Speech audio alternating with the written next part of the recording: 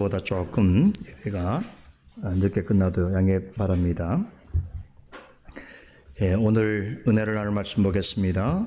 창세기 9장 24절로 29절 말씀입니다. 창세기 9장 24절에서 29절 말씀까지 봉독해 올리겠습니다. 노아가 술이 깨어 그 작은 아들이 자기에게 행한 일을 알고 이에 가로되 가나안은 저주를 받아 그 형제의 종들의 종이 되기를 원하노라. 또 가로되 셈의 하나님 여호와를 찬송하리로다. 가나안은 셈의 종이 되고 하나님이 야벳을 창대케 하사 셈의 장막에 거하게 하시고 가나안은 그의 종이 되게 하시기를 원하노라 하였더라.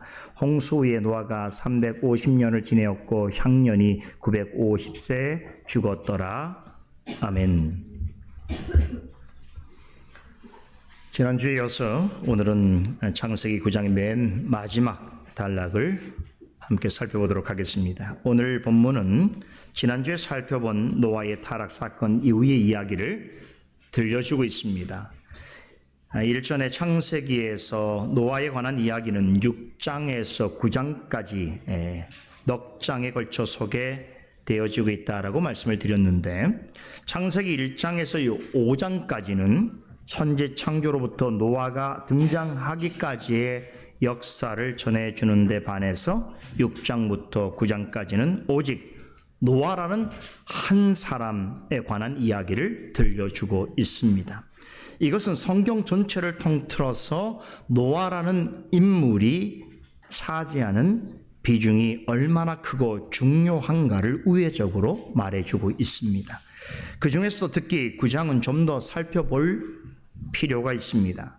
노아에 대해 마지막으로 소개해주고 있는 9장은 홍수 심판 이후에 하나님께서 노아와 그의 아들들에게 복을 주시면서 언약을 맺으신 내용과 함께 그들이 방주에서 나오기 직전에 그들과 맺은 언약은 하나님의 변치 않는 영원한 언약이라고 하는 점을 다시 한번 확인시켜 주고 있습니다.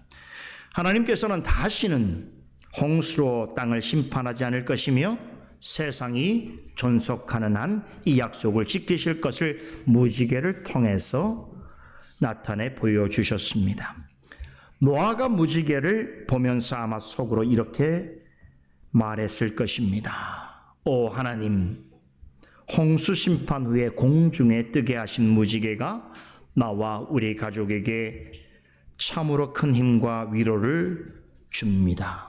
이 아름다운 표적을 보여주신 하나님께서 다시는 세상을 물로 심판하지 않으실 것이며 어떠한 시련을 만날지라도 우리를 보호해 주시고 구원해 주실 것을 믿습니다. 라고 고백하였을 것입니다. 하나님께서 노아에게 무지개를 언약의 표징으로 보여주신 후에 성경에는 종종 하나님의 완전한 사랑과 성도의 구원에 대한 확실한 표로서 무지개가 언급되곤 합니다. 한 예로 요한계시록 4장 3절에서는 하나님이 무지개로 둘러싸인 보좌에 앉아 계신 분으로 묘사되고 있습니다. 여기서 만왕의 왕이요 만유의 주로 하나님 보좌 우편에 앉으셔서 영원부터 영원까지 모든 것을 다스리시고 통치하실 뿐만 아니라 마지막 때의 심판주로 오실 하나님, 바로 그분은 우리 주 예수 그리스도이십니다. 그러므로 우리는 무지개라는 아름다운 표적을 볼 때마다 누구를 생각해야 할까요? 우리의 유일한 창조주시요 구속자요 심판주이신 예수 그리스도를 기억하고 묵상해야 합니다. 우리의 구원은 오직 그분을 통하여 이루어졌으며 지금도 하늘 보좌에서 우리를 위하여 간구하실 뿐만 아니라 중보해 주시며 우리의 영원한 처소를 예비하여 주시는 줄을 알고 믿고 감사해야 합니다. 이런 사실을 믿고 고백하는 성도라면 무지개라는 자연현상을 볼 때마다 노아가 그리하였던 것처럼 영혼의 큰 위로와 만족을 얻을 수 있을 것입니다. 이렇듯 노아와 그의 가족은 방주 밖으로 나오기 전에 하나님으로부터 영원한 언약의 말씀을 들었고 또한 무지개를 통해 하나님이 그 언약을 반드시 이루어 주실 것을 약속받았습니다. 이렇게 홍수 후에 노아 가족과 그들이 마주하게 될 세상은 모든 것이 새로워진 새로운 희망과 함께 새롭게 시작되고 있었습니다. 하나님은 홍수로 죄악이 가득한 온 세상과 또 생각하고 행동하는 것이 항상 악할 뿐인 모든 사람을 향하여 거룩한 분노를 나타내셨습니다. 그래야 세상은 다시 새롭게 시작되었고 은혜로 말미암아 홍수 가운데 구원받은 노아의 가족만 있게 되었습니다. 이제는 하나님으로부터 생육하고 번성하여 땅에 충만하는 축복을 받은 노아와 그의 아들들에 의하여서 새로운 인류가 형성될 상황에 놓여져 있었습니다. 이 중차대한 역사의 새로운 출발점에서 대단히 안타까운 일이 벌어졌지요. 창세기 9장의 마지막 단락에서 우리는 충격적인 사건을 목격했습니다. 지금까지 본 적이 없는 노아의 모습을 보고 만 것입니다. 술에 취한 노아는 자신의 부끄러움을 아들들에게 보였습니다. 그리고 그중 한 아들에게는 수치를 당했습니다. 홍수 심판 후에 인류의 새로운 첫 시작을 여는 발걸음을 떼기도 전에 노아는 큰 죄를 범했습니다. 처음 성경에 등장할 때부터 의인이요 당대의 완전한 자였다라고 하는 평가를 받았던 그였기에 그의 범죄의 행위는 우리 모두에게 적지 않은 충격과 실망을 가져다 주었던 것이 사실입니다. 그러나 성령께서는 그 일을 숨기지 않으시고 모세로 하여금 사실 그대로 기록해 하셨습니다. 그렇다면 우리는 노아의 타락이라는 이 슬프고도 충격적인 소식으로부터 과연 어떤 교훈을 얻을 수 있단 말인가? 이에 대해서 저는 지난주 강설 시간에 성령께서 이 사건을 통해서 오는 모든 세대에 믿는 자들에게 주시는 교훈을 전해드렸습니다. 기억나시죠? 너무나 중요하기 때문에 정리하는 차원에서 다시 한번 떠올려 봅니다. 첫째는 노아의 타락에 관한 이야기는 창세기를 비롯한 모든 성경은 오직 하나님의 영감에 의하여 기록된 하나님의 말씀이 확실하다라고 하는 사실을 확증해 줍니다. 둘째는 이 불행하고 안타까운 사건은 하나님 앞에서 모든 사람은 전적으로 부패한 죄인이라는 사실을 증거합니다. 셋째는 이 이야기는 하나님이 주신 선물이라도 사람이 무절제하고 방종하게 사용할 때 누구라도 심각한 죄에 빠질 수 있다는 것을 가르치고 있습니다.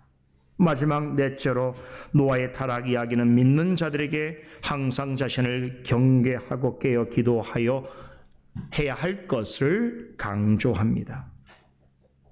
노아와 같이 훌륭한 신앙을 가진 이가 죄를 범하였던 것은 어느 누구도 죄의 유혹을 완전히 이길 수 없으며 사탄의 공격과 시험으로부터 자유로울 수 없다는 사실을 우리에게 말해줍니다. 어떤 유혹이나 시험이든 사람의 생각과 힘만으로는 이길 수 없습니다. 오직 하나님의 은혜와 그리스도의 도우심만으로 감당하고 이길 수 있습니다. 기억하십시다. 우리 모두에게는 각자 벌거벗은 노아의 모습이 있습니다. 그러기에 노아의 실수와 허물은 곧 나의 실수이고 나의 허물인 것입니다. 노아가 타락한 이야기를 성경에 기록하여 주신 것은 바로 우리 자신을 위해서입니다. 만약에 하나님께서 노아에게 하신 것처럼 우리의 허물을 조금 더 감추지 않으시고 만천하에 드러내시기로 하신다면 우리는 과연 어떻게 될까요? 우리의 가정과 교회와 사회는 정상적으로 작동될 수 없을 것입니다. 우리 서로 간에 신의와 신뢰를 가질 수 없을 것입니다. 매일매일 생각지도 못한 끔찍하고 소름 끼치는 현실을 마주하게 될 것입니다. 우리의 삶의 터는 혼돈하고 파괴적인 곳으로 변할 것입니다. 그런 것을 아시고 하나님은 우리의 모든 죄악과 허물을 있는 그대로 적나라하게 다 드러내시지 아니하십니다. 그 대신에 말씀과 양심을 통해서 교훈하고 책망하십니다. 노아의 경우를 본다면 그의 타락을 통해서 하나님 앞에서 우리가 어떤 존재이며 어떻게 해야 하는 것이 옳은 것인지 판단하고 행하도록 촉구하십니다. 우리는 너나 나나 할 것 없이 죄와 허물 가운데 살아가는 죄인입니다. 비록 그러할지라도 성령과 말씀에 의지하여 하나님 앞으로 나와서 자신의 죄와 허물을 진실로 고하고 하나님의 뜻에 따라서 살아가는 믿음의 사람이 되기를 간구할 때에 셈과 야벳으로 하여금 노아의 수치를 덮어주게 하신 것처럼 하나님의 지극히 크신 사랑과 자비와 긍휼로 우리의 죄와 허물을 가려주실 것입니다. 노아가 술에서 깨어났을 때에 다시 회복시켜 주셨습니다. 그리고 그에게 새로운 기회를 허락하셨습니다. 그렇듯이 우리의 죄인됨을 인정하고 진실로 아랠 때 하나님께서는 우리를 옥죄고 있는 죄와 허물로부터 벗어나게 해 주실 뿐만 아니라 그리스도 안에 있는 자에게 주시는 영적인 기쁨과 소망을 누리게 해 주실 것입니다. 로마서 8장 28절에 이르기를 하나님을 사랑하는 자 곧 그의 뜻대로 부르심을 입은 자들에게는 모든 것이 합력하여 선을 이루니라 라고 말씀하셨습니다. 하나님은 이 슬프고도 안타까운 노아의 타락의 사건조차도 우리를 위하여 모든 것이 협력하여 하나님이 기뻐하시는 선을 이루게 하시는 도구로 활용하십니다. 노아의 범죄 이야기를 죄와 허물이 많은 나를 위해 주시는 하나님의 교훈으로 겸손하게 받아들이고 하나님께로 더 가까이 나오는 사람은 하나님으로부터 특별한 사랑과 용서를 이미 받은 인생임을 믿으시기 바랍니다. 이처럼 성령께서는 우리 각자와 우리 가정과 우리 교회를 위하여 창세기 9장 마지막 단락에 노아의 타락 이야기를 가감없이 기록하게 해 주셨습니다. 오늘은 노아에 대해서 전해드린 마지막 말씀입니다. 오늘 본문 말씀을 전해드리기 전에 여러분에게 한 가지 중요한 부분을 말씀드리려고 합니다. 제가 전에도 언급해드린 적이 있는데 창세기 9장까지의 내용을 볼 때에 아담과 노아는 여러 가지 면에서 비교됩니다. 두 사람은 개인에 관했을 뿐만 아니라 그들이 행했던 일 그리고 그들과 관련된 역사 사이에는 정말 놀랄 만한 유사성이 있습니다. 이 부분은 창세기 초반부 내용뿐만 아니라 성경 전체에 나타나는 하나님의 구원 역사를 이해하는 데 굉장히 중요한 진리의 증거틀을 우리에게 제공해 주고 있습니다. 지금부터 아담과 노아 사이에 어떠한 유사성이 있는가 간략하고 핵심적으로 10가지 특징을 말씀드리겠습니다. 첫째, 아담은 하나님이 지으신 창조 세계를 다스리는 사명을 받았습니다. 창세기 1장 28절을 보게 되면 하나님께서 아담과 하와에게 복을 주시면서 생육하고 번성하여 땅에 충만하라. 땅을 정복하고 바다의 고기와 공중의 새와 땅에 움직이는 모든 생물을 다스리라라고 명하셨습니다. 놀랍게도 노아도 하나님으로부터 똑같은 명령을 받습니다. 9장 1절에 하나님이 노아와 그 아들들에게 복을 주시며 그들에게 이르시기를 생육하고 번성하여 땅에 충만하라 라고 말씀하셨습니다. 그리고 이어지는 2절에서는 하나님께서 땅에 있는 모든 생명 있는 것들을 노아의 손에 붙이셨다라고 합니다.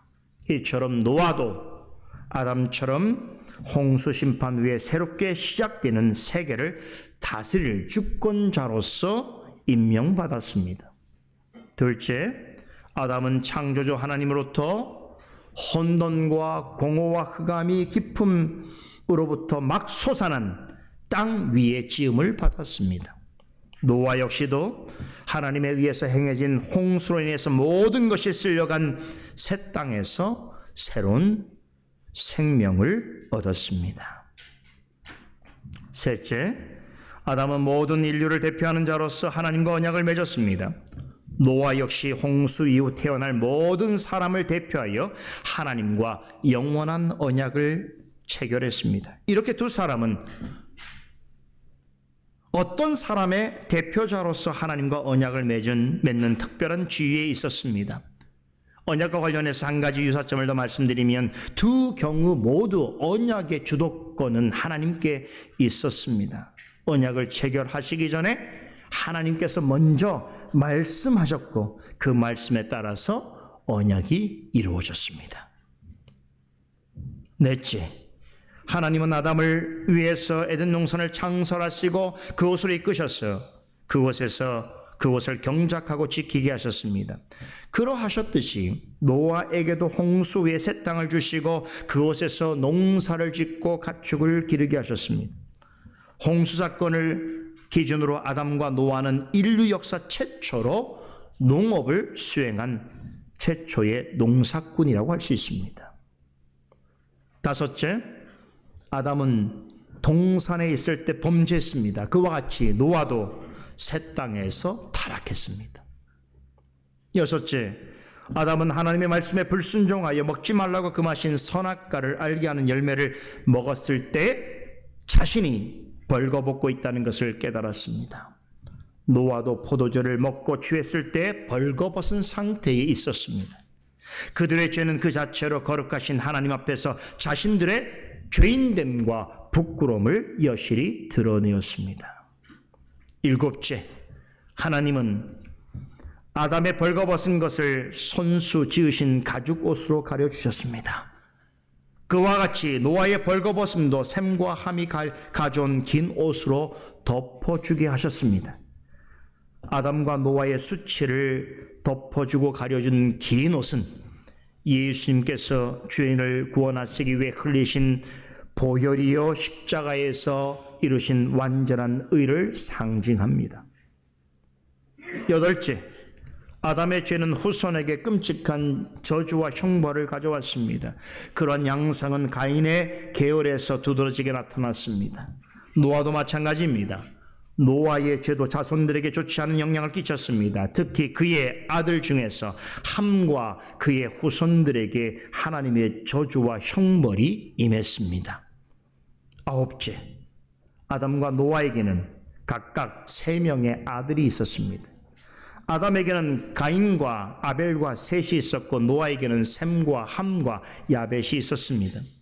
아담의 경우에는 셋과 그 후손을 통해서, 그리고 노아의 경우에는 셈과 그 후손을 통해서 구원의 언약을 이어가셨습니다.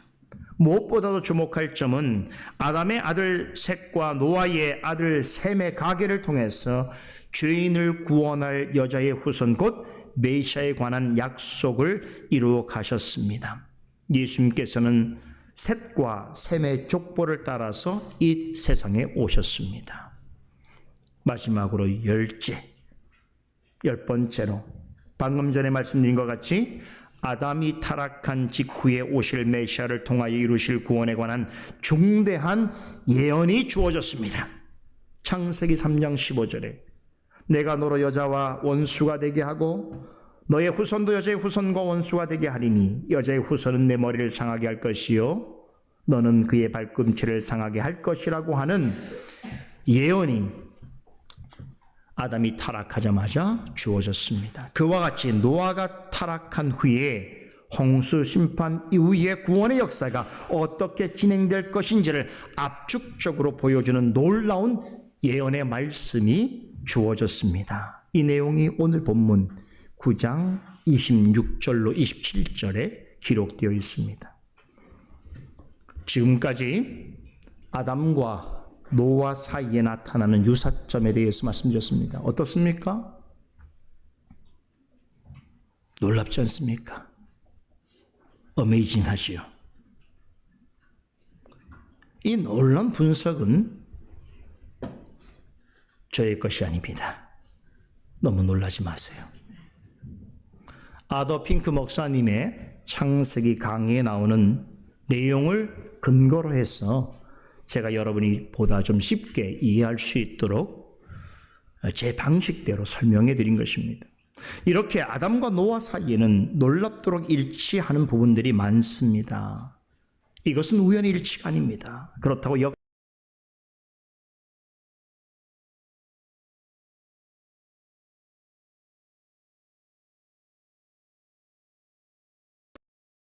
창세기에 언급된 노아에 관한 기록은 우리의 의식을 끊임없이 인류의 첫 시작의 시점으로 되돌아가도록 만들고 있습니다. 여러분, 모세는 왜 이와 같은 방식으로 창세기 앞부분을 기록한 것일까요? 대단히 궁금하지요? 이것을 말씀하기 위해서입니다. 요약하면 이렇습니다. 홍수 심판 후에 인류의 새로운 역사의 시작을 여신 하나님께서는 만물과 인간을 창조하신 바로 그 창조주 하나님이시라는 사실을 다시 확정해 주고 있습니다. 또한 사람은 모든 피조물 가운데 하나님의 특별한 은혜와 축복을 받은 유일한 존재임에도 만물이 창조될 떠나 인류의 새로운 시작점에서 여지없이 죄악되고 부패하였다. 그러나 그런 죄인을 구원하시려는 하나님의 계획과 의지는 영원불변하며 하나님의 뜻과 주권에 의하여 반드시 이루고야 마신다는 것을 보여주시기 위해서입니다. 지금 이 중대한 사실을 우리에게 증거하고 설득하시기 위해서 창세기 1장에서 9장까지의 가장 중대한 인물인 아담과 노아의 관계 속에서의 일치성을 통하여 우리에게 이 사실을 확증해 주고 계시는 것입니다. 모세는 하나님의 이러하신 거룩하고 숭고한 목적을 드러내기 위해서 아담과 노아에게 일어난 일들을 매우 주의 깊게 살폈을 것입니다. 그리고 두 사람 사이에 나타나는 유사성을 파악한 후에 두 사람 사이의 관계를 내적으로 연결시키는 이해를 가졌던 것입니다. 그렇게 함으로써 우리가 노아에 관한 기사를 대할 때에 하나님께서 최초의 사람 아담에게 행하신 일들을 다시 기억나게 하시는 방식으로 기록하였습니다. 굉장히 놀라운 기록의 방식이에요. 정말 탁월합니다. 탁월해요. 제가 이렇게 설명드리면서도 제가 정말 다 정확하게 여러분들에게 설명할 수 없음이 좀 안타까워요. 왜냐하면 그러려면 다음 내용을 설명드리기 힘들기 때문에. 성령께서 택하신 사람들을 통해서 성경을 기록하게 하셨을 때에 그 성경의 언어와 내용만 영감하신 것이 아닙니다. 내용을 구성하는 구조, 이야기의 배열까지도 하나님의 뜻과 생각을 전달하는 데 있어서 전혀 문제가 없고 오류가 없도록 하는 방식으로 영감하셨습니다. 여러분 개인이 얼마든지 성경을 읽고 공부할 수 있습니다. 하지만 개인의 연구로는 한계가 있습니다. 성경의 내용과 스토리 정도는 어느 정도 파악할 수 있습니다. 그러나 성경의 그 이면에 있는 구조, 이야기의 배열 방식, 그리고 보다 깊이 숨어있는 하나님의 뜻은 혼자만의 공부로는 다 알기 어렵습니다. 성도라면 사도 바울의 표현대로 평생 성경을 배우고 확신한 일에 거해야 합니다. 그렇게 할 때 성경이 말하고자 하는 진리와 구원에 이르는 지혜를 얻을 수 있습니다. 이를 위해서 바울은 우리가 성경에 대해서 어떤 이해와 태도를 가져야 할지를 이렇게 전합니다. 디모데후서 3장 16절 17절 유명한 말씀이죠. 모든 성경은 하나님의 감동으로 된 것으로 교훈과 책망과 바르게 함과 의로 교육하기에 유익하니 이는 하나님의 사람으로 온전케 하며 모든 선한 일을 행하기에 온전케 하려 함이니라라고 전합니다. 성경은 하나님의 감동으로 기록되었기에 우리에게 바른 책망과 교훈을 줄 뿐만 아니라 바르게 알고 실행할 수 있게 합니다. 그리하여 하나님이 원하시는 선한 일을 행하기에 온전한 하나님의 사람으로 자라나도록 도우십니다. 이에 도움을 주는 여러 가지 방법이 있을 수 있는데 성경을 가장 잘 이해하는 가장 좋은 방법은 무엇인가? 그것은 성경 내용을 바르게 해명해 주는 강서를 주의 있게 듣는 것입니다. 성경 전체 내용을 성경의 구조와 흐름에 따라서 차근차근 강해하는 설교를 귀담아 들으셔야 합니다.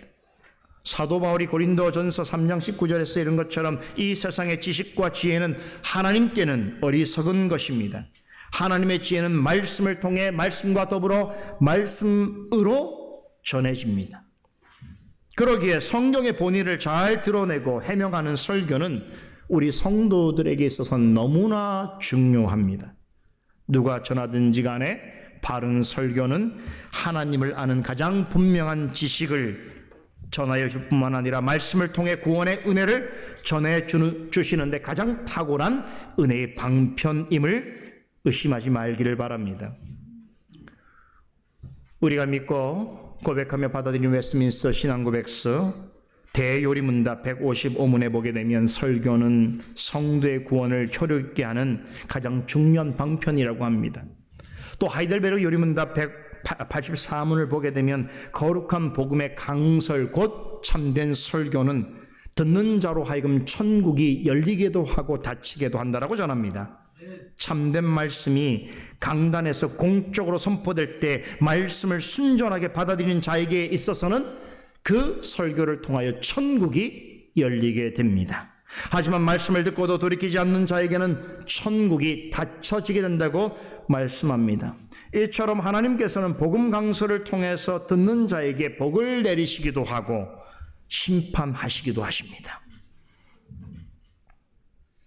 여러분들이 개인적으로 성경을 읽고 묵상하고 공부하는 것은 참으로 중요한 일입니다. 그런데 바른 말씀을 증거하는 강서를 잘 듣고 깨닫는 것은 더할 나위 없이 중요합니다. 꼭 기억하시기 바랍니다. 이제부터 오늘 읽은 창세기 9장의 남은 마지막 단락 내용을 살펴보려고 합니다. 오늘 본문은 노아가 술이 깬 후에 아들들이 행한 일을 근거로 예언한 정황과 그 내용을 다루고 있습니다. 드디어 노아가 술에서 깨어났습니다. 와! 감사한 일이. 드디어 잠에서 깨어났어요. 그는 한동안 술에 만취된 채 잠들어 있었습니다. 그 사이에 자식들에게 자신의 수치를 드러내 보였습니다. 이런 일이 없었더라면 너무나 좋았을 것이지만 노아 같은 이도 시험에 빠질 수 있고 타락할 수 있다는 것은 어떤 이에게는 위로요, 공감이 될 수도 있습니다. 그런데 어떤 신학자는 노아가 장막 안에서 술에 취해 벌거벗고 있는 동안은 그가 구원을 잃어버린 상태에 있었다라고 주장합니다. 그것이 노아에 대해서 크게 실망해서 하는 말인지 아니면 정말로 그렇게 믿고 있는 것인지, 다시 말하면 죄를 범하면 구원을 상실할 수 있다는 생각으로 하는 말인지는 제가 확실히 알 수 없지만 저는 그 견해에 찬성하지 않습니다. 그런데 드러난 현상만을 놓고 본다면 그런 생각을 할 수도 있겠다 싶습니다. 그렇지 않습니까? 당대의 완전한 자유, 의인이라고 평가를 받았던 위대한 신앙을 가진 노아가 술에 취해서 무절제하고 방종한 태도를 보였고, 그로 인하여 자식들에게 큰 근심과 또한 자녀를 죄를 범하게 하였다라고 볼 때에 그렇게 생각할 수 있습니다. 그런데 여러분 생각해 보세요. 그의 문제는 술을 마신 것에 있지 않습니다. 지난주에도 말씀을 드렸습니다만 포도주를 마신 것 자체는 잘못이 아닙니다. 포도 열매로부터 얻어진 포도주는 하나님의 선물입니다. 그러나 하나님이 주신 선물이라도 그것을 남용하고 오용할 때에 문제가 발생하게 됩니다. 술은 그 자체로는 나쁜 것이 아니지만 술에 취하는 것은 죄입니다. 지나친 음주는 단정함과 절제와 성실함이라고 하는 성경에서 강조하는 성도의 미덕을 잃게 합니다. 나아가서 성령의 열매에 해당되는 거룩한 성품을 앗아가기도 합니다. 또한 술 취함은 또 다른 악들을 만들어 내기도 합니다. 바로 노아가 그랬습니다. 술 취함은 다른 사람을 유혹하여 죄에 빠뜨리게 할 수 있습니다. 그렇기 때문에 신약 성경에서는 성도들을 향하여 술 취하지 말 것을 강력하게 권면하고 있습니다.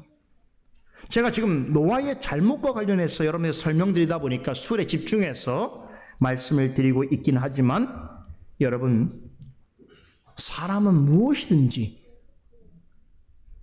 우상 숭배할 수 있다는 것을 기억하셔야 합니다. 술만 우상이 아니지요. 뭐든지 우상이 될 수 있습니다.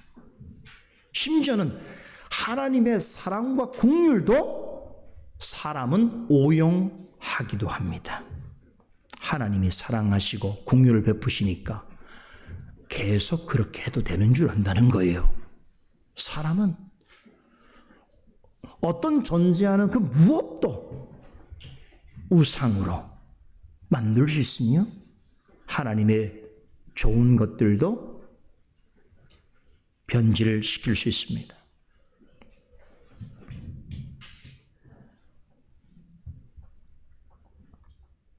그렇기 때문에 오늘 노아의 타락을 보게 될 때에 한순간도 영적 긴장을 풀어서는 안 됩니다. 노아 같은 이도 그런 유혹과 시험을 받았고 죄에 빠질 수 있다는 사실을 기억하게 될 때에 우리는 우리 안에 여전히 남아있는 악한 본성이 있음을 기억하고 어떤 순간에도 하나님을 의지하는 것 외에는 우리 안에 있는 어떤 것이든지 혹은 우리 밖에 있는 것이든 그 무엇도 우리를 세상의 유혹과 사탄의 시험으로부터 맞설 수 있게 해줄 수 없다는 것을 기억하셔야 됩니다. 600년 동안 하나님과 동행하면서 하나님을 기쁘시게 하는 삶을 살았던 노아도 술이 주는 쾌락과 만족에 빠져서 결국 육체의 정욕에 굴복당하고 말았습니다. 노아의 실패를 결코 가벼이 여기지 마시기를 바랍니다. 노아의 죄를 성경에 낱낱이 기록하게 하신 것은 말씀드렸듯이 노아를 위해서가 아닙니다. 바로 이 말씀을 듣고 있는 여러분과 저를 위해서입니다. 그럼에도 한 가지 잊어서는 안 될 중대한 사실이 있습니다. 비록 노아는 술에 취해 벌거벗었고 부끄러움을 드러내었지만 그럼에도 여전히 그는 하나님의 사랑하는 자녀였다는 사실입니다. 하나님은 그를 회복시키셔서 당신의 선하고 거룩한 목적을 위해 사용하시기를 원하셨습니다. 그래서 그의 허물과 수치를 그리스도의 의로 덮어주셨습니다. 노아는 또다시 그러한 은혜를 입은 상태에서 잠에서 깨어났습니다.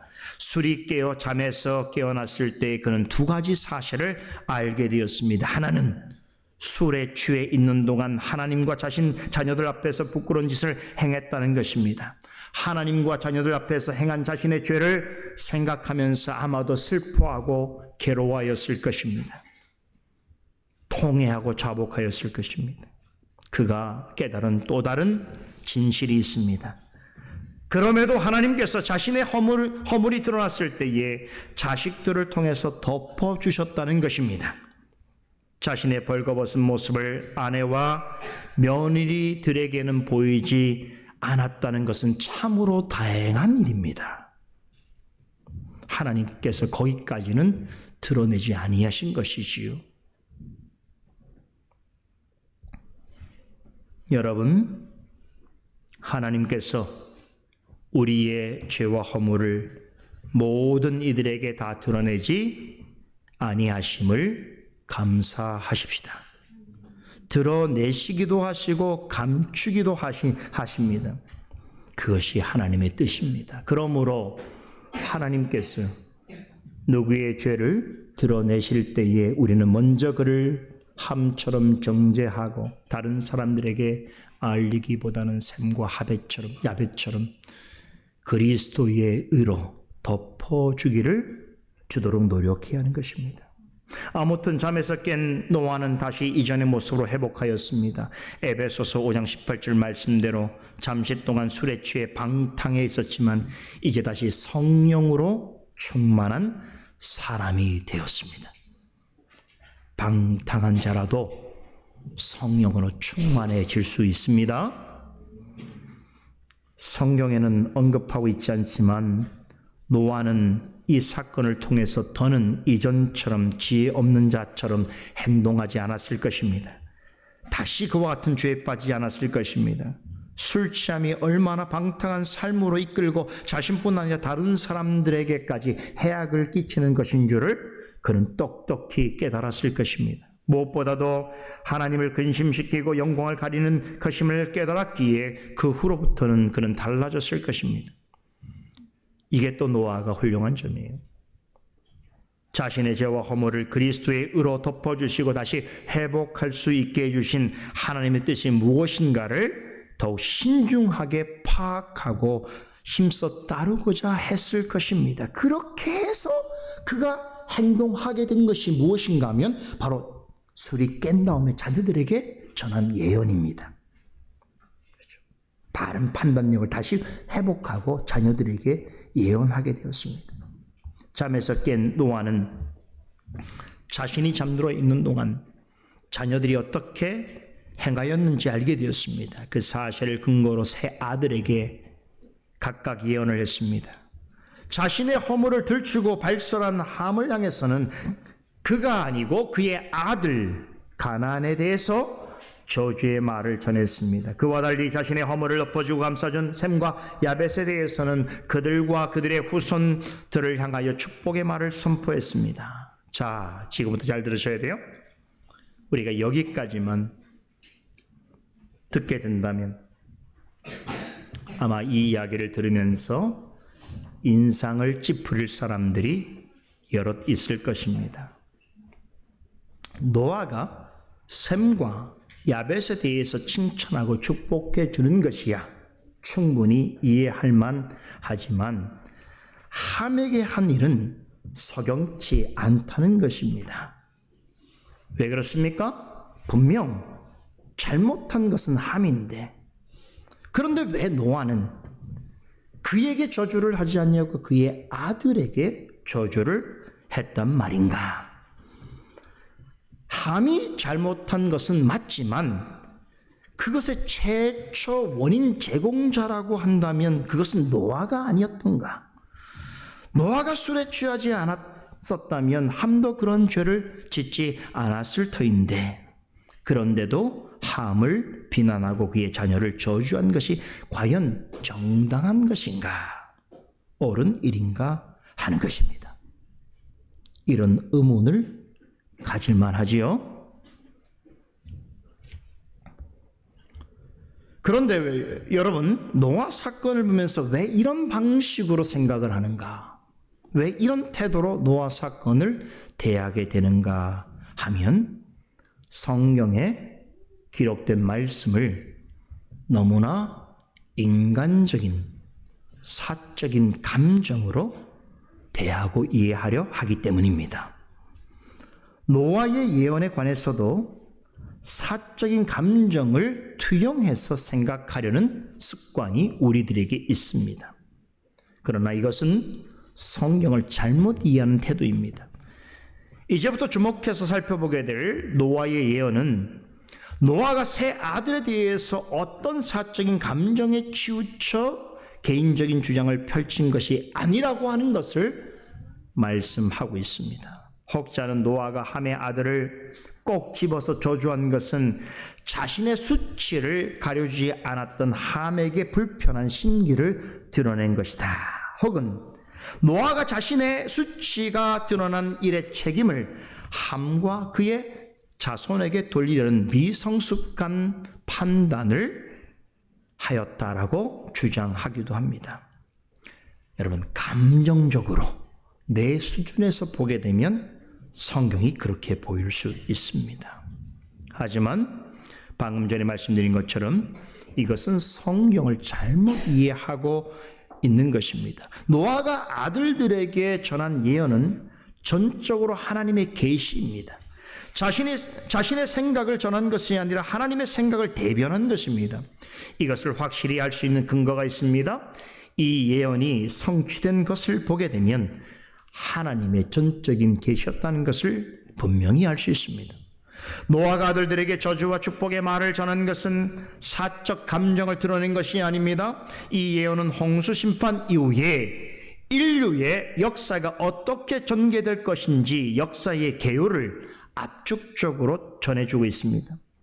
이는 창세기 3장 15절의 원복음을 통해서 인류 타락 이후에 구원의 역사가 어떤 방식으로 진행될 것이며 종국에는 어떻게 종결될 것인가를 압축해서 전달해 주신 것과 같이 홍수 이후에 새 땅에서 새로운 역사가 펼쳐지게 될 때에 여러 인종이 나타나게 될 터인데 어떤 자들은 하나님의 축복을 받는 반면에 어떤 자들은 하나님의 저주 아래 머물게 될 것이라고 하는 하나님의 뜻을 전하고 있습니다. 이러한 하나님의 예언이 전달되는 근본적인 이유가 어디에 있는가 하면 그것은 바로 사람들의 죄 때문입니다. 인류의 대표자를 아담으로 볼 때에 그의 육체를 타고 태어나는 모든 사람은 하나님 앞에서 다 죄인입니다. 그것이 창세기 9장에서 여실히 나타난 사건이 노아의 타락과 그의 아들 함의 죄악입니다.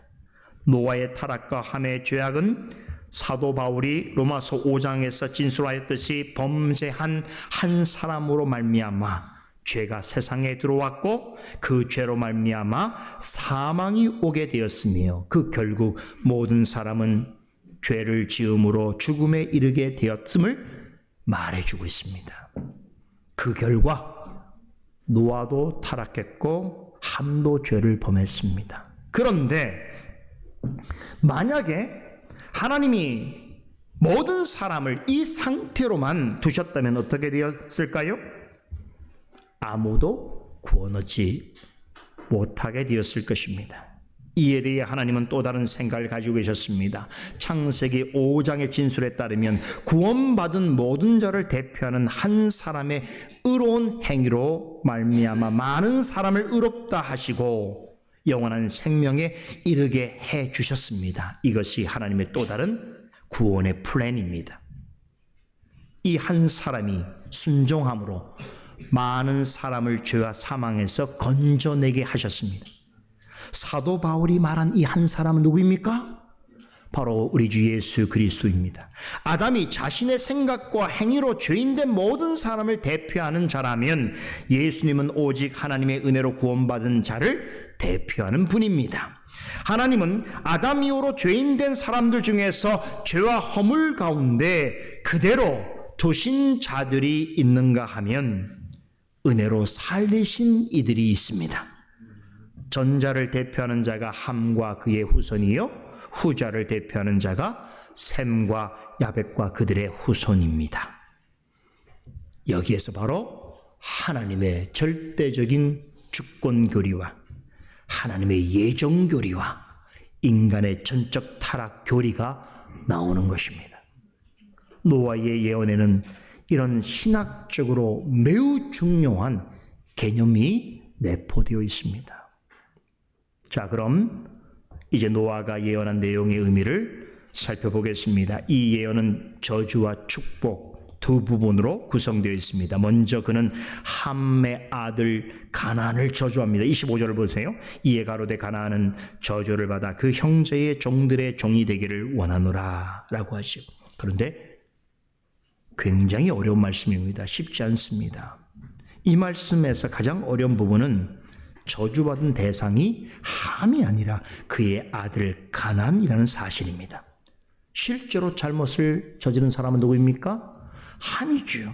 그런데 저주를 받는 이는 누굽니까? 함의 아들 가나안입니다. 함이 받았어야 하는 저주를 그의 아들이 대신 받게 되었다는 것은 자칫하면 우리에게 이런 생각을 하게 되겠죠. 과연 하나님은 공정하신가? 하나님이 말하는 공의라고 하는 것은 모순된 것이 아닌가라고 하는 생각을 얼마든지 갖게 만듭니다. 노아를 조롱하고 아버지의 명예를 실추시킨 것은 함이 그의 아들 가나안은 그 일과는 아무런 상관이 없는 것이 아닌가. 그런데 왜 함의 악한 행동의 결과를 가나안이 져야 했단 말인가? 가나안의 입장에서 보자면 상당히 기분이 나쁘고 잘못되었다라고 할 만한 일이지요. 자, 그러면 모세가 이 일을 모르겠습니까? 이 사실을 모르지 않을 터인데 노아는 아들 함 대신 손자 가나안을 향해 저주의 말을 전했습니다. 감정적으로 본다면 오해가 있을 수 있습니다. 하지만 오히려 이렇기 때문에 노아의 예언은 사람의 생각에서 비롯된 것이 아니라 하나님으로부터 주어진 계시라는 사실이 더욱더 명확해지는 것입니다. 노아가 우리와 같은 성적을 가진 존재로서 인간적인 상식과 경험에 비추어서 이 일을 했다면 지금 우리가 오해하는 방식대로 하지 않았을 것입니다. 그렇죠? 함의 잘못이니까 함에게 저주했겠지요. 어떻게 함의 죄를 그의 자신에겐 손자요 함에게는 아들에게 넘길 수 있겠습니까? 그런데 그 사실을 우리가 다 알고 있음에도 불구하고 노아는 그렇게 함의 죄를 물어서 그의 아들 가나안에게 저주를 했고 그 사실을 모세가 성경에 분명하게 기록했다는 것은 무엇을 얘기해 주는 겁니까? 이 말씀은 우리의 상식과 우리의 이성을 뛰어넘는 하나님의 전적인 계시다라고 하는 것이죠. 무슨 말인지 아시겠습니까? 이제부터 더 잘 들으셔야 됩니다. 여기에서 우리는 분명히 알아야 하는 중대한 사실이 있습니다. 성경에 보면 하나님께서 어떤 구체적인 죄와 상관없이 보이는 사람들에게 진노하시고 심판을 내리시는 경우가 다분합니다. 예를 들면 어느 지역에 살고 있기 때문에 그 사람이 구체적으로 어떤 짓을 나쁜 행위를 하지 않더라도 그 지역에 살고 있는 사람이니까 다 멸하실 때가 있어요. 아멜렉 사건 기억나시죠? 사울로 하여금 아멜렉 족속 전체를 심지어는 아이들과 짐승들까지 전부 멸절하라고 하나님께서 명령하셨어요. 그럼 이제 우리는 그런 생각하는 거죠.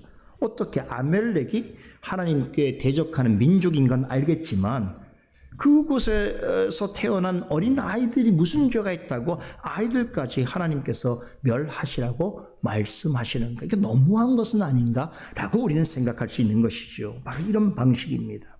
어떤 특별하고 특정한 죄, 구체적인 죄를 짓지 않더라도 하나님께서 진노하시고 심판을 내리시는 경우가 있다는 것이에요. 자, 그러나 하나님께서 그렇게 하신다고 해서 그 일을 겪는 사람들이 절대로 무지한 것은 아니다라는 것입니다. 노아의 때 사람들을 떠올려 보세요. 그들이 홍수로 심판받게 된 것은 그들이 어떤 아주 특별한 사악하고 중대한 범죄를 저질렀기 때문이 아닙니다. 예수님 말씀에 따르면 그때 사람들은 먹고 마시고 장가들고 시집가는 것 같은 일상적인 일만으로도 심판을 받을 만한 이유가 충분했다는 것입니다. 사람의 관점에서는 먹고 마시고 장가들고 시집가는 것은 죄가 아닙니다. 하지만 하나님이 보실 때에는 죄가 될 수 있습니다. 왜 그렇습니까? 세상에서 자기 뜻과 생각에 옳은 대로 살아가려고 하나님의 뜻을 저버렸기 때문입니다. 크고 중대한 일은 물론 이거니와 작고 사소해 보이는 일에서조차 하나님을 전혀 생각하지 아니하고 하나님이 주신 좋은 것들을 누리면서도 감사치도 않고 영광 돌릴 마음조차 갖지 않는 것만으로도 하나님 관점에서는 심판마다 마땅한 죄인 것입니다. 그런 관점에서 볼 때 저주가 가나안을 향해 있다고 해서 함이 허물이 없다거나 그의 죄인됨이 정당화될 수는 없습니다. 함은 노아의 아들로서 죄를 범했으며 자신의 잘못 때문에 자신의 아들 가나안이 저주를 받게 된 일로 인해서 이미 함은 엄청난 내상과 형벌을 받았습니다. 그러니까 직접 하나님이 함을 명시적으로 언급하지 않았다고 해서 함이 용서를 받았거나 함은 가나안과 같은 죄를 짓지 않았거나 하는 것이 아니란 말입니다. 함을 언급하지 않았어도 그는 그의 아들로 인하여서 엄청난 형벌을 받게 된 것입니다. 자, 그럼 노아의 입장에서 좀 더 생각해 봅시다. 노아는 자신의 잘못 때문에 아들에게 저주의 말을 전하게 되었습니다. 여러분 생각해 보세요. 인간적으로 생각해 보자 말이에요. 노아의 마음이 어떻겠습니까? 내 잘못 때문에 지금 내 아들에게, 심지어 내 손자를 향하여 저주의 말을 해야 되는 그 아비와 할아비의 심정을 한번 생각해 보세요. 인간적으로는 불가능한 일이죠. 이런 생각하지 않았겠습니까? 하나님 차라리 나를 저주해 주십시오. 이건 나로부터 생긴 문제입니다. 나의 잘못입니다. 나의 잘못으로 책망해 주소서. 이렇게 말하지 않았겠습니까?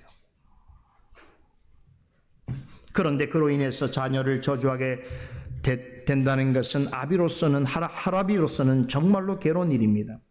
자신의 죄로 인해서 자녀가 형벌을 받아야 한다는 것은 부모에게는 그 자체로 형벌입니다. 그렇죠. 더군다나 아들이 잘못한 일로 자신의 손자를 저주하게 되는 상황이 된다면 얼마나 지금 복잡하고 가슴이 아픈 상황입니까? 보통 사람이라면 할 수 없는 일이지요. 그러기에 노아의 예언은 우리의 상식과 경험을 뛰어넘는 하나님의 말씀인 것입니다. 하나님의 감동으로 노아의 입을 통하여 전달되어진 신적인 계시입니다. 하나님께서 노아의 마음 가운데 강권적으로 역사하셔서 전하도록 하신 말씀이 아니라고 한다면 자신의 죄로 불거진 일을 가지고 아들과 손자에게 저주를 퍼붓는 그런 비정상적인 일은 있을 수가 없는 것이지요.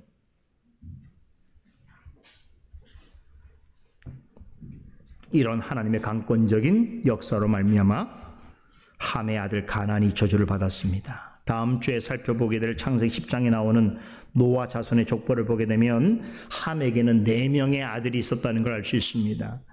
가나안은 그 중에 함의 4번째 아들입니다. 그렇다면 가나안에게는 4명의 아들이 있었는데 왜 하필 한 아들만 지목하여 그를 저주한 것일까요? 그리고 왜 세 아들은 저주하지 않은 것일까요? 다음 주에 좀 살펴보겠습니다. 물론 우리가 이 사실을 성경에 명시적으로 언급하고 있지 않기 때문에 정확하게는 알기 어렵지만 이제 드러난 말씀에 따라서 우리는 다음과 같은 이유를 충분히 생각해 볼 수 있습니다. 첫째, 가나안이 다른 형제들 중에서 함이 가진 악한 성품을 가장 닮은 자였기 때문일 것입니다. 이것은 아담의 악한 성품을 누가 받았죠? 가인이 이어받았고, 가인의 악한 성품을 그의 여러 자손들 중에서 누가 가장 잘 이어받았죠? 라멕이 이어받았잖아요. 그런 이치입니다.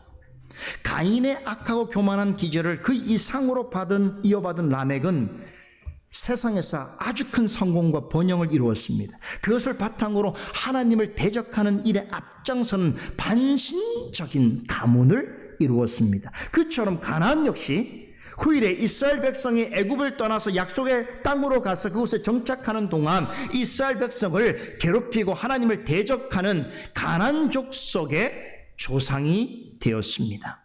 약속의 땅에 도착한 이스라엘 백성은 이미 그곳에서 주인 노릇하고 있던 가나안 족속들과 상당한 시간 동안 다투면서 항상 긴장되고 불안한 상태에 있어야만 했습니다.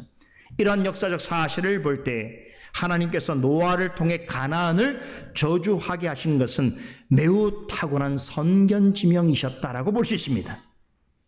하나님은 함의 아들 가나안을 조상으로 받들고 있는 가나안 족속이 장차 이스라엘 백성들에게 엄청난 부담거리가 암적 존재가 될 것을 미리 알고 계셨습니다. 이 모든 일을 내다보시고 노아로 하여금 가나안과 그의 후손을 저주하게 하셨습니다. 함의 아들들 중에서 가나안을 특정하여 저주하게 하신 좀 더 현실적인 이유가 있습니다. 둘째로 그것은 창세기 말씀을 기록해서 전할 당시에 있었던 모세와 이스라엘 백성들을 위해서입니다. 당시 모세는 출애굽한 이스라엘 백성을 이끌고 가나안 땅을 향해서 진군하고 있었습니다. 하지만 그들이 맞닥뜨린 가나안 족속은 결코 호락호락하지 않았습니다. 체구가 크고 힘도 세고 막강한 군사력을 자랑하고 있었습니다. 가나안 땅에 진입하려면 그러한 가나안 족속들 정면으로 부딪혀야 했습니다. 그들을 꺾지 않으면 땅을 쟁취할 수 없었습니다. 누구보다도 이 상황을 잘 알고 있는 이가 모세였습니다. 모세는 가나안 족속들과의 전쟁을 앞두고 있는 이스라엘 백성들에게 하나님의 말씀을 통하여 용기와 힘을 주고자 했습니다. 그리하여 과거에 있었던 하나님의 말씀을 상기하여 그 말씀을 기록하게 되었던 것입니다. 모세는 옛적에 하나님께서 이미 그들의 조상인 가나안을 저주하셨다는 사실, 그로 인해서 가나안의 후손들이 장차 이스라엘의 종이 될 것이라고 하는 것을 약속하셨다라고 하는 이 말씀을 이제 곧 가나안 정복에 나서야 되는 두려움에 떨고 있는 이스라엘 백성들을 위하여 창세기 9장에 기록해 두었습니다.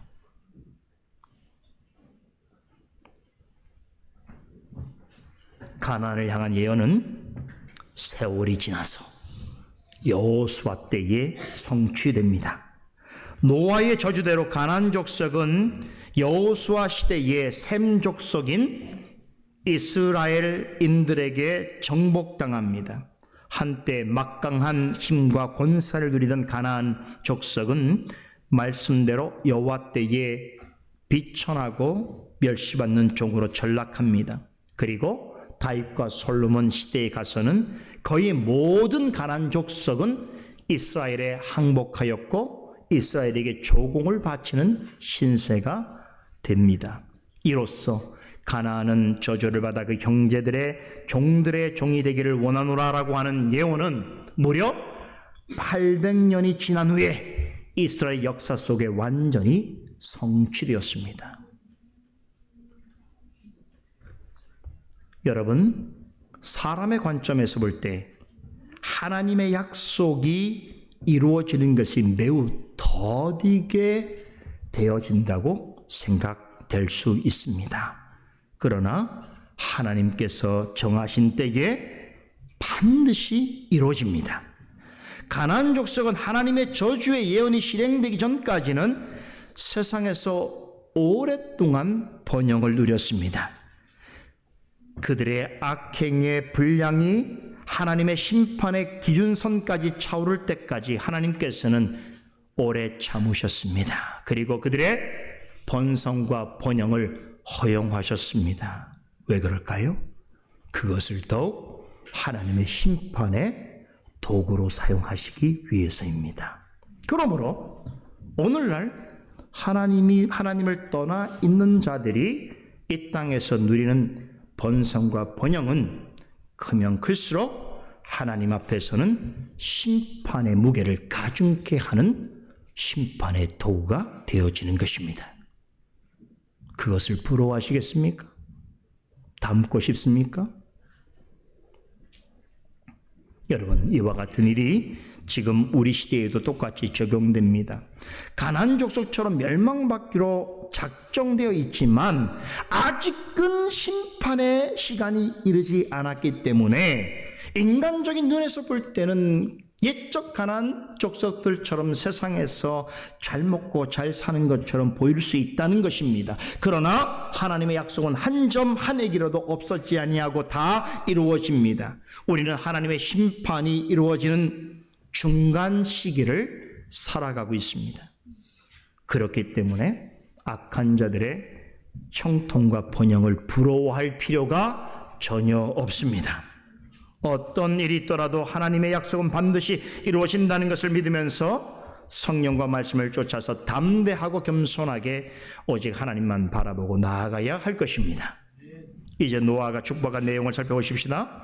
노아는 함과 가나안을 저주한 후에 셈과 야벳에게 축복의 말을 전했습니다. 우선 셈부터 보면 26절에 셈의 하나님 여호와를 찬송하리로다. 가나안은 셈의 종이 될 것이다 라고 했습니다. 여기서 가장 주목할 말은 하나님을 뭐라고 지금 지칭하고 있습니까? 셈의 하나님 여호와라. 와, 셈의 하나님 여호와라고 지칭합니다. 바로 이 표현은 구약 성경에 하나님과의 언약 관계를 묘사할 때에 사용되어지는 표현입니다. 하나님은 셈과 셈의 자손들과 영원한 언약 관계를 맺으실 것이라고 하는 의미입니다. 그리하여 그들로 하여금 찬송과 영광을 받으실 것이라고 하십니다. 노아는 셈과 셈의 자손이 여호와를 자기 하나님으로 삼는 백성이 될 것을 예언했습니다. 그래서 시편 144편에 시편 기자가 뭐라고 말했습니까? 여호와를 자기 하나님으로 삼는 백성은 복이 있도다. 아멘. 이 말이 처음 셈을 향한 예언에서부터 나온 말입니다. 이 말씀에 따르면 하나님을 나의 하나님, 우리의 하나님으로 삼는 것보다 더 큰 복은 없다는 것입니다. 우리는 하나님의 소유인 동시에 하나님께서도 나의 우리의 소유가 친히 되신다라고 하는 사실만큼 큰 복이 없는 것입니다. 하나님은 이 복을 아담과 하와가 범죄하였을 때 첫 번째 은혜 언약인 창세기 3장 15절 말씀을 통해서 이미 전하셨습니다. 뱀의 머리를 상하게 할 구원자로 말미암아 이루어질 것인데 하나님께 기름 부음 받은 이 메시아는 불경건한 가인과 람에게 후손 족보에서가 아니라 경건한 셋과 노아의 족보에서 나올 것을 명확하게 알려주셨습니다. 그리고 홍수 위에 노아가 전한 예언에서는 이렇게 구원자로 오실 메시아에 관한 예언이 셈과 그의 자손으로 좁혀졌다가 우리가 아직 머지않아 만나게 될 셈의 자손인 아브람과 이삭과 야곱과 요셉을 통해서 이어지다가 마침내 다윗의 집과 그의 후손으로 더욱더 좁혀지게 됩니다. 그리고 때가 참에 이 땅에 오신 예수 그리스도를 통해서 실현되어집니다. 메시아를 보내어 구원을 얻게 하실 것이라고 하는 하나님의 구원 계획은 이미 창세기 3장 15절에서부터 구체적으로 제시되었습니다. 그리고 홍수 심판 후에는 장차 이스라엘 백성의 조상이 되는 셈과 그의 가문을 통해서 그 약속을 보존하시고 증명해 내셨습니다. 이 기록이 창세기인 거예요. 앞으로 우리가 보게 될 창세기는 놀라운 이야기입니다. 놀라운 구원의 이야기입니다. 하나님께서는 직접 이스라엘이라고 명명하신 한 민족을 택하셨고 그것을 이루게 하셔서 친히 그들의 하나님이 되어 주셨습니다. 그들이 바로 히브리인 혹은 유대인이라고 불리는 셈의 자손입니다. 하나님은 그들에게 나는 너희의 하나님이 되고 너희는 나의 백성이 되라는 언약을 맺으셨습니다. 그 내용대로 그들로 하여금 말씀을 받아 기록하게 하셨고 보존하고 전달하게 하셨으며 그들을 통해서 예수 그리스도를 이 땅에 보내주셨습니다. 그들을 사용하셔서 온 인류에 앞서서 하나님은 어떤 분이시며 또 그분을 어떻게 경외하고 찬송하며 예배해야 하는지를 알려주셨습니다. 셈 족속은 확실히 먼저 하나님의 은총과 축복을 받았습니다. 하나님은 죄인을 향한 구원의 경륜과 역사를 이방인에게 나타내시기 전에 먼저 택하신 그들을 통해서 선명하게 드러내셨습니다.